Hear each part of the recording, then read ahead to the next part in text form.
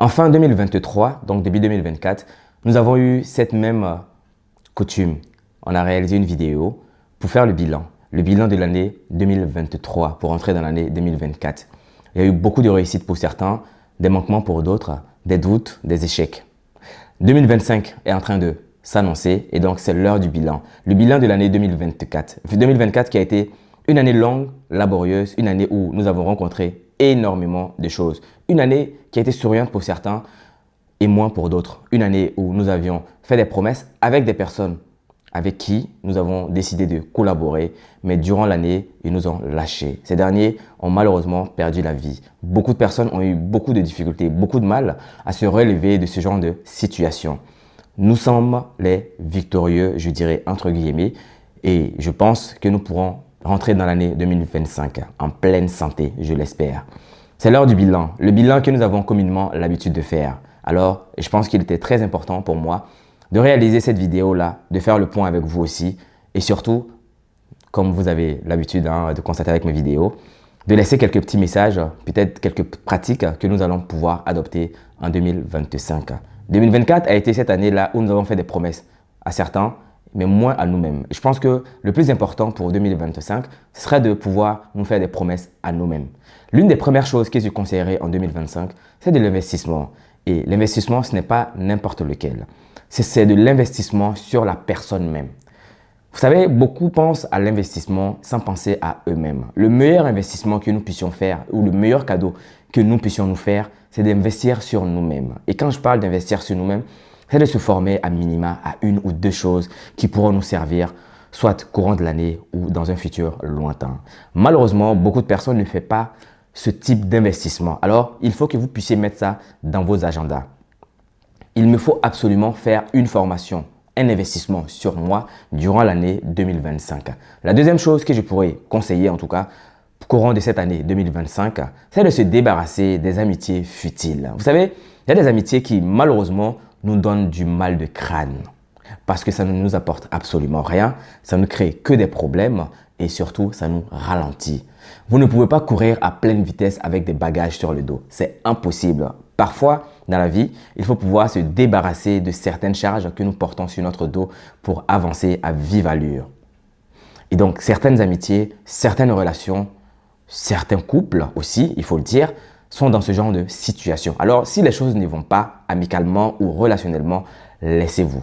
Peut-être que c'est ce qui vous permettra de bien rentrer dans l'année 2025. Alors, je ne motive personne à le faire, mais c'est le message que je voulais quand même véhiculer. La troisième chose, c'est d'être moins ambitieux peut-être pour ceux qui ont été très ambitieux durant ces 2 dernières années et qui finalement n'ont même pas pu décoller. Encore une fois, on ne peut pas courir à pleine vitesse lorsqu'on a des bagages sur le dos. Parfois, il faut se décharger de certains bagages. Et quand je parle de bagages, ce sont les ambitions, ce sont les objectifs que nous voulons atteindre. Beaucoup de personnes mettent des objectifs très hauts et malheureusement n'arrivent même pas à les atteindre. Et au cours de l'année qui va suivre, ils vont se refixer d'autres objectifs encore plus ambitieux alors qu'ils n'ont même pas été capables d'atteindre les objectifs qu'ils se sont fixés auparavant. Une année ne doit pas se terminer et entrer dans une nouvelle année tant qu'on n'a pas finalisé ou bouclé, archivé un objectif qu'on s'était fixé.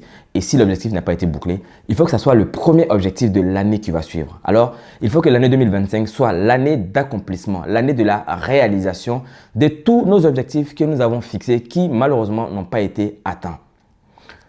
Finissez les objectifs que vous vous fixez d'abord pour atteindre d'autres. Et il y a une chose qu'on n'a pas peut-être l'habitude de faire, c'est de célébrer toutes les petites victoires que nous allons pouvoir faire. Aussi peu que ce soit, aussi petit que sera la victoire, il faut la célébrer avant d'entamer un autre objectif pour ainsi atteindre ce dernier aussi et célébrer par la suite. Ne laissez aucune victoire passer. Célébrez chaque victoire, même si c'est avec vous-même. Et ça me permet de bifurquer sur le prochain conseil. Le prochain conseil, ce sera de pouvoir prendre des rendez-vous avec vous-même. Je suis super content que cette année, j'ai pu avoir des rendez-vous avec moi-même. Moi, je suis un gros solitaire. Ça n'a pas l'air de se voir, mais c'est quelque chose que j'ai pu nourrir, mais que j'essaie de l'utiliser de façon efficace et efficiente. Ce n'est pas que je ne suis pas sociable, je suis très sociable, mais je peux être un gros solitaire lorsqu'il s'agit de penser à mes projets, aux choses que je souhaiterais faire, soit seul ou avec des personnes. Mais il faut avoir ce temps-là pour prendre du rendez-vous ou des rendez-vous avec vous-même pour réfléchir entre vous et vous-même. C'est très important. Beaucoup de personnes ont du mal à le faire, mais je pense que c'est indispensable lorsqu'on veut vraiment avancer rapidement et de façon efficace. Alors, il faut planifier ça dans vos différents agendas. Et peut-être pour finir la vidéo, je pense qu'il serait important, voire même indispensable, de tuer tous vos démons. Nous avons tous un démon. Pour certains, ce sera la procrastination. Pour d'autres, ce sera la peur. Tu prendras d'autres personnes aussi. Ce sera vraiment la honte, le fait de regarder les autres, le fait de s'auto-juger vis-à-vis des situations, le fait de ne pas avoir beaucoup de courage lorsqu'il s'agit de se lancer dans le grand bain. Vous savez, vous ne pourrez jamais nager lorsque vous ne vous lancez pas dans l'eau. C'est pas possible. On ne peut pas faire de la nage hors de l'eau. Alors, il faut à un moment donné peut-être tenter les choses. Et quand je dis tenter, c'est minimiser les risques avant de se lancer. Mais de toute façon, il faut se lancer. L'échec fait partie du succès. Lorsque vous ne voulez pas avoir de l'échec dans votre parcours, alors sachez que vous n'allez rien avoir à raconter à qui que ce soit. Alors, je ne dis pas de vous plonger dans des situations où vous allez avoir des échecs qui vont vous empêcher de vous relever. Mais il y a des échecs desquels on peut se relever et qui vont être un gros enseignement pour nous et pour les projets que nous souhaitons réaliser. Alors, tentez. Vous savez, depuis 2020, il y a certains qui ont tenté de lancer des choses, mais ils l'ont tenté de façon verbale. Parce que dans les actes, on n'a vu aucun geste ou aucune action qui a été entreprise. Tant qu'il n'y aura pas d'action pour pouvoir réaliser ce que vous voulez faire, il n'y aura absolument pas de résultats. Alors 2025 doit être l'année du résultat, l'année de l'action. Et c'est réellement ce que je vous souhaite. Je vous souhaite une très belle année 2025, une année de succès, une année de projets, une année de plein accomplissement, une année de réalisation de soi, une année de prise de risque, une année de lancement de projets, une année de non-médisance, une année où nous allons avoir pleinement confiance en nous-mêmes. Une année où nous allons sourcer, avoir de nouvelles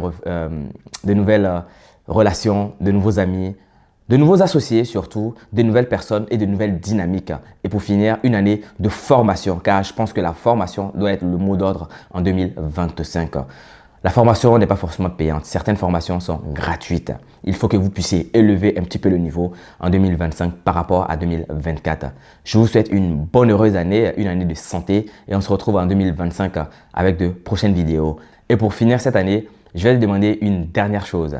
Abonne-toi, partage cette vidéo avec une personne que tu souhaiterais voir réussir en 2025. Je te souhaite une superbe et magnifique année 2025. On se retrouve en 2025 surtout pour de nouvelles vidéos. D'ici là, prends soin de toi et de tes proches. À très bientôt. Au revoir.